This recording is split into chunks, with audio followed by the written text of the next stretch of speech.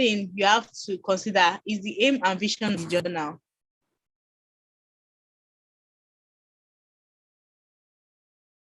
So your aim and vision of the journal, you want to check if the journal's vision or aim of the journal aligns with what you have written or what you want the target population to benefit from.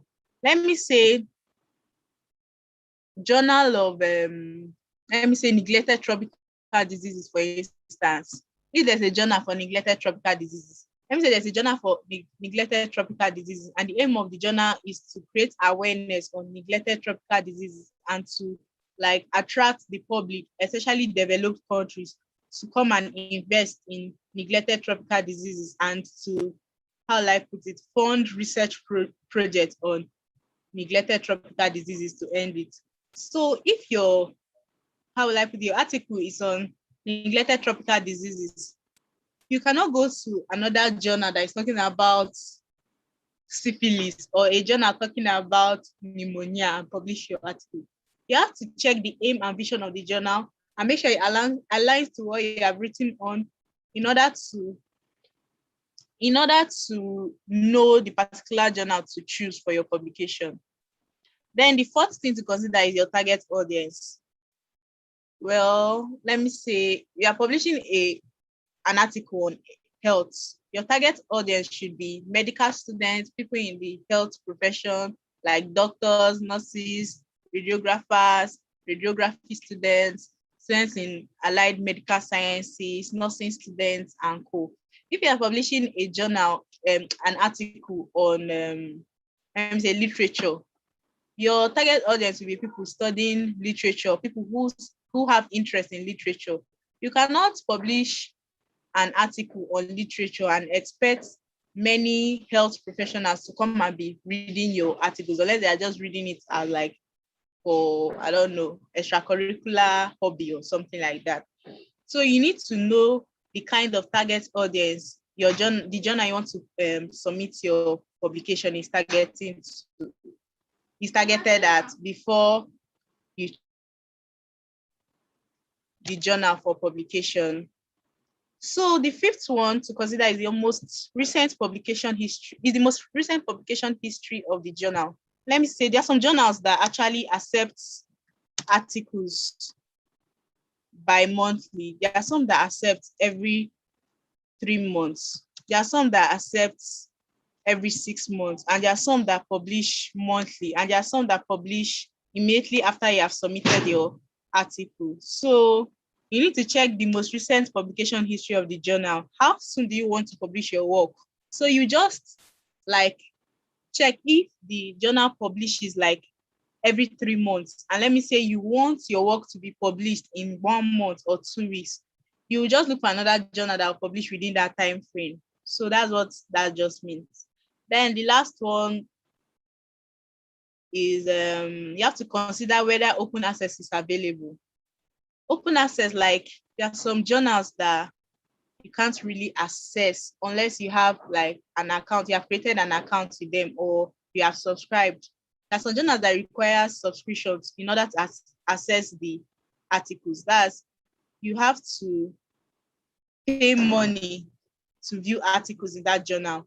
So this is where open access comes in.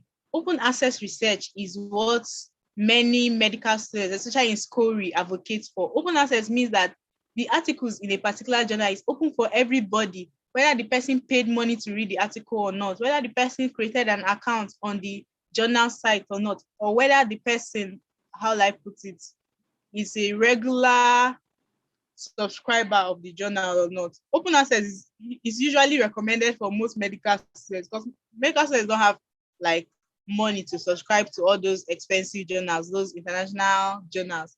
And they charge in dollars.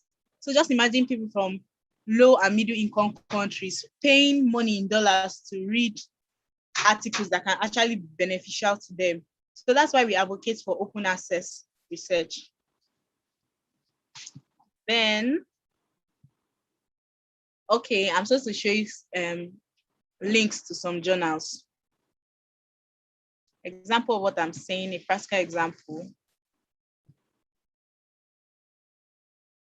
Okay, There you can see examples of free medical journals, journals that you don't have to pay publication fees to publish your works at. You can see there's translational biomedicine, there's Journal of Palliative Care and Medicine, Journal of Gastrointestinal and Digestive Tract, Journal of Biomedical Sciences, Archives of Medicine, OMICS, Journal of Radiology, Journal of Regenerative Medicine, Occupational Medicine and Health Affairs, Journal of Preventive Medicine, Journal of Liver Disease and Transplantation, Pediatric Emergency Care and Medicine, open access. This open access means that the journal is open to everybody. You don't even need to pay subscription fee to read their articles. So, and many more journals you can see here. So let's just imagine you wrote an article on, should I say, autopsy of a particular case that is, how life is controversial. Let me say you want to write a case study and your case study is somehow related to forensic medicine. You will not go to Journal of Cancer Diagnosis and publish your research. They'll reject it. You cannot go to Insight in Biomedicine and publish your research. They'll reject it. You look for a journal that the aims and vision of the journal aligns with what you have written. For instance, you can see Journal of Medical Toxicology and Clinical Forensic Medicine. So you can see that they actually publish articles related to forensics, that's forensic medicine and maybe toxicology. Let me say somebody was poisoned and you want to write a case study on it because the situation was somehow controversial. So you will just submit your article to, like, for example, this journal of medical toxicology and clinical forensic medicine. And let's just say you wrote an article on radiology, let me say radiology medicine, or let me say radiography, or something related to CT scan and stuff like that. You can publish your article in Journal of Radiology. I can see Journal of Imaging and Interventional Radiology here. You can also publish it in Journal of Medical Physics and Applied Sciences. You cannot go and publish it in, let me say, Journal of Blood Research and Hematologic Diseases, unless the article we are writing on is related to hematology and blood-related diseases. For instance, if you want to publish an article on anemia, aplastic anemia, Fanconi's anemia, or co. If you submit your journal to Journal of, what should I say, Journal of Gastrointestinal Cancer and Stromal Tumors, it will get rejected. If you want to publish your article on Journal of Bone Reports and Recommendation, it might or it might not get rejected because the bone is not always involved in all forms of aplastic anemias. So you go to a journal whose aims and vision aligns with what you have written. And let me say, yeah, Journal of Blood Research and Hematologic Diseases here. There are so many journals, like more than 1 million journals you can think of that you can publish your articles in. So you just have to just be selective and you have to actually like write a quality article, a very good article free from plagiarism. And let me say it follows the rules of the journal because every journal has rules. For instance, let me check the journal, International Journal for Medical Science, and show you what I mean. International Journal for Medical Students.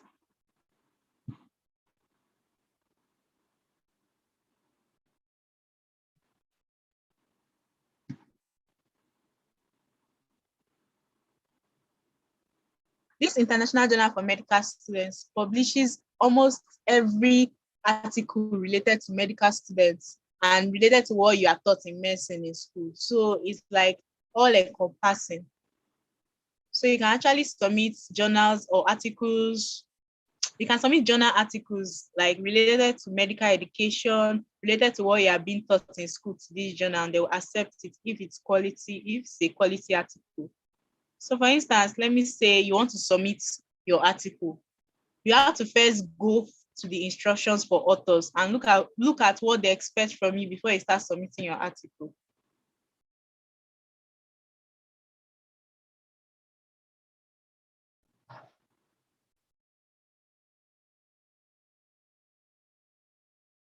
For instance, here, they said that all authors are required to check off their submissions compliance with all of the following items, and submissions may be returned to authors that do not adhere to these guidelines. So as you can see here, this submission should not have been previously published and should have not been in any other journal for consideration. That means before you submit your article to this particular journal, you must have not have submitted it to another journal, or if you had submitted it to another journal, it was rejected, at least you have withdrawn your article from that particular journal you submitted it to. Then, yeah, all metadata, including emails, ORCIDs, degrees, and affiliations of all authors is accurate, uploaded with metadata, and is included with the submission. That they require you to upload your emails alongside your publication article, your ORCID. This is just like an identifier code that identifies every researcher on the internet.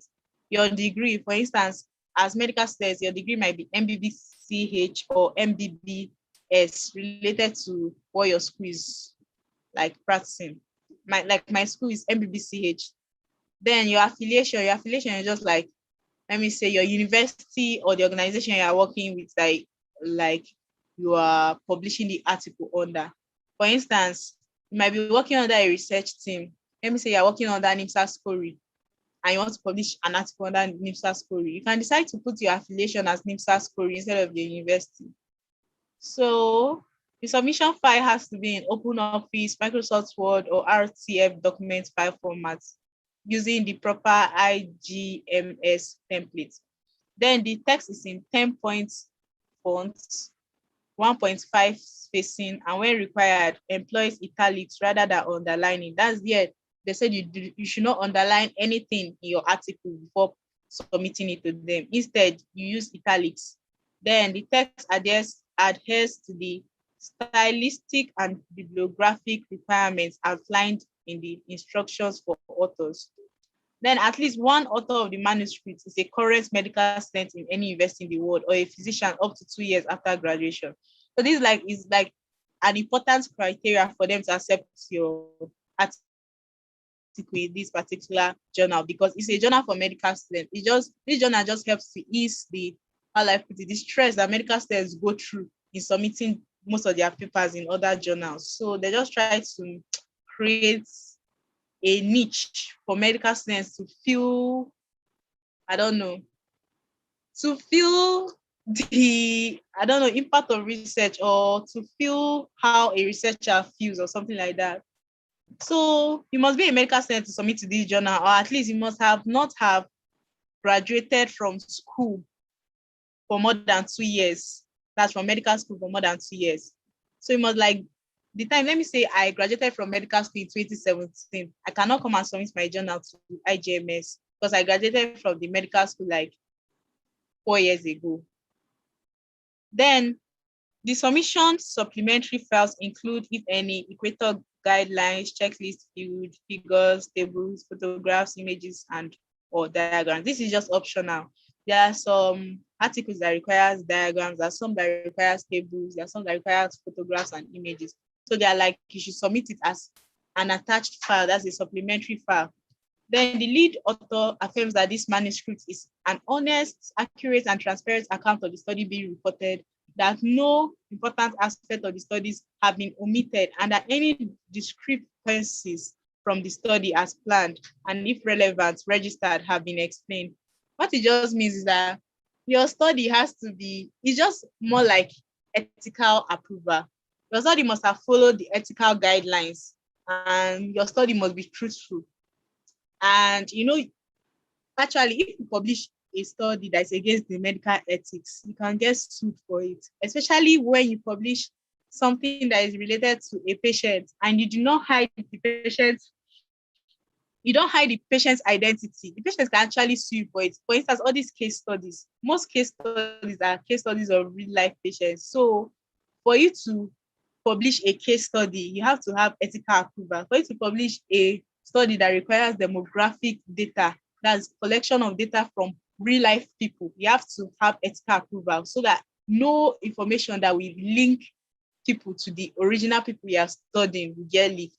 So that's just what it means. And your article has to be accurate, transparent. It has to be truthful.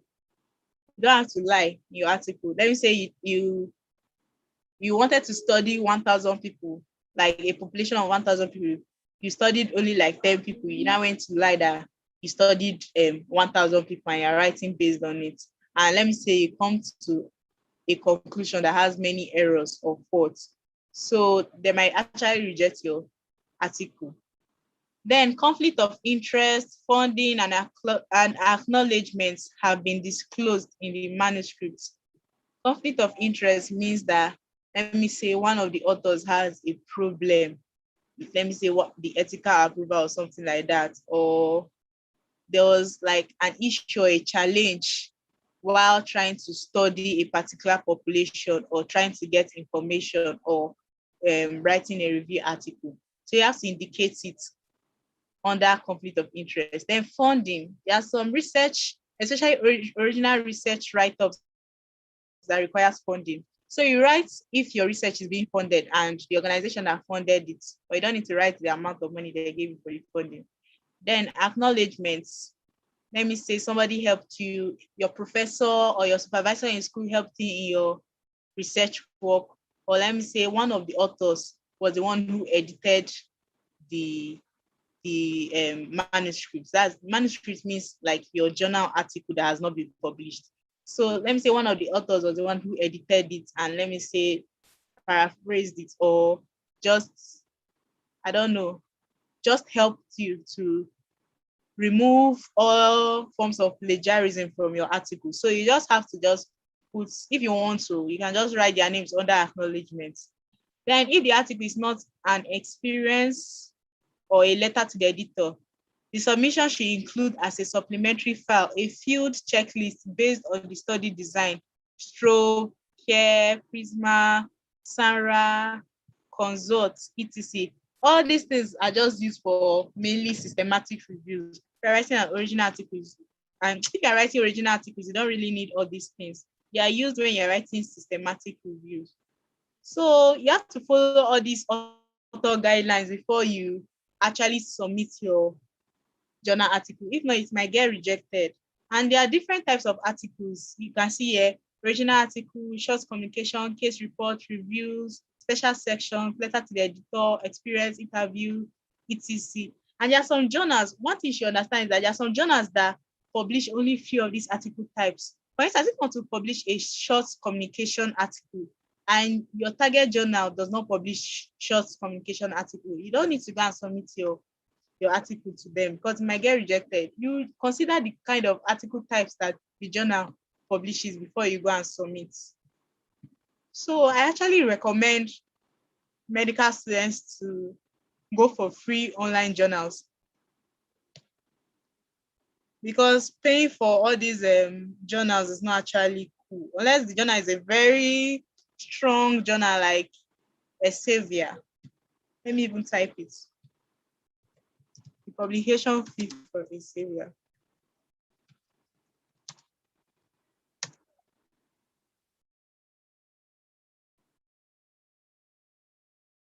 See, it's between $150 to $9,900.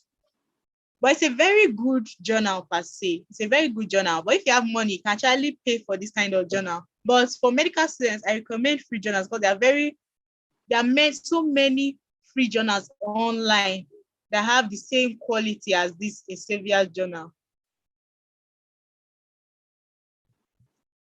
So you can read more about other journals online because there are so many journals. I cannot start talking about them. You just browse. For instance, let me say I wrote an article on tuberculosis and I want to publish it in a tuberculosis journal and I'm confused which journal to publish it in. And I want a specific tuberculosis journal. I'll just write journals related to tuberculosis.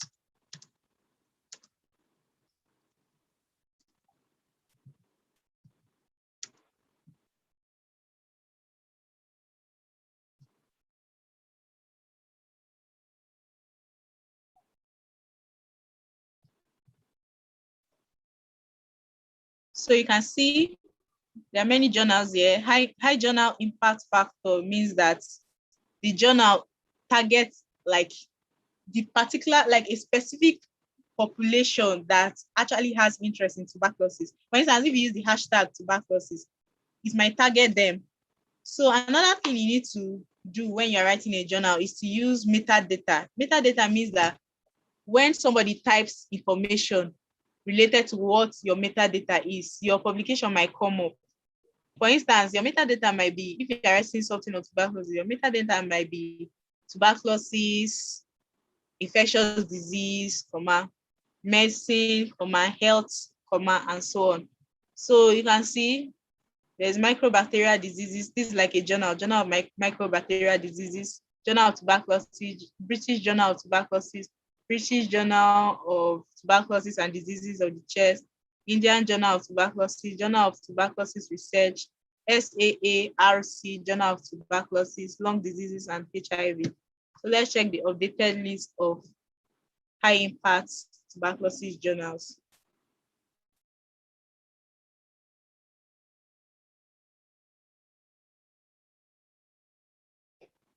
So as you can see, there are over 219 journals related to tuberculosis here. So many journals, and most of them are free. You can see microbacterial diseases. Let's check this journal example.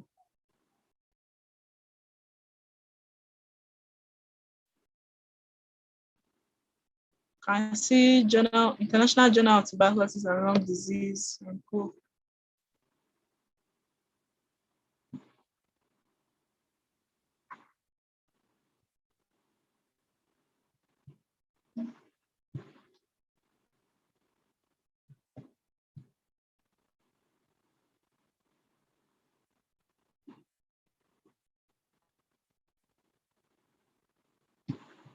Okay, here you can see examples of journals under these following themes, or should I say themes or what? You can see pharmaceutical sciences. If your article is related to pharmaceutical sciences, you can see example of journals under it. You can see pharma marketing and industry, agri, food and aqua, nutrition, physics and material science, environmental science, PE and engineering, and co, and so on. So let's see journals under immunology.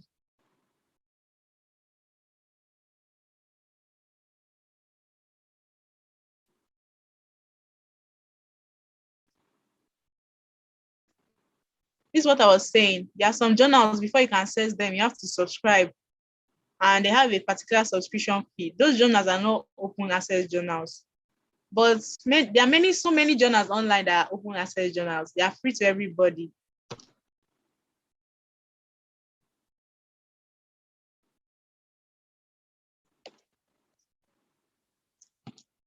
Well, I don't understand what this is saying, but okay. Let me return back to my slide. Oh, I think I'm done.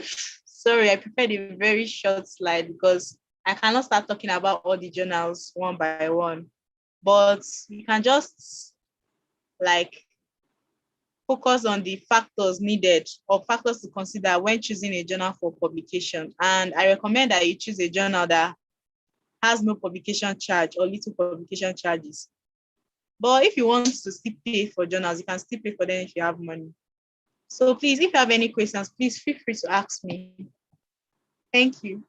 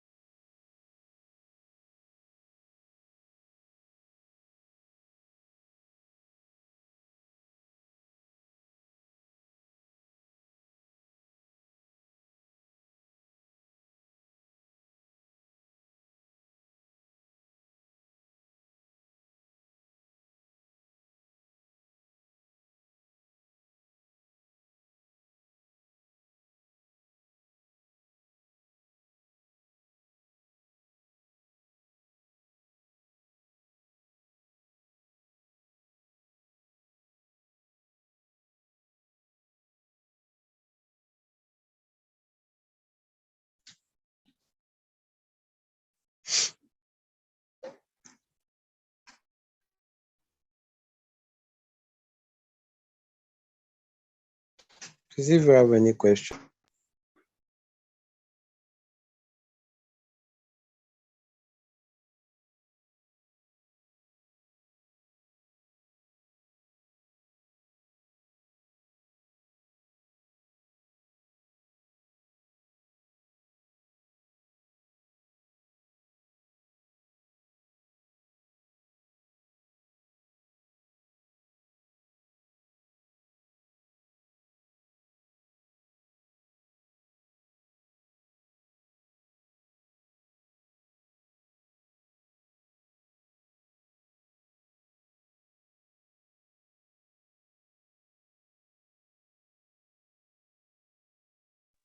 Okay, in the absence of no question, thank you so much for attending this meeting.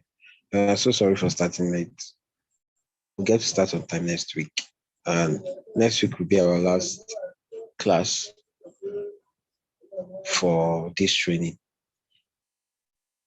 Okay. So, Ekene, thank you for your time today. Thank you so much. Thank you so much. Good night, everyone. Yeah. You can Good mute night. yourself and say good night. Yeah, good night. Thank you very much. Good night.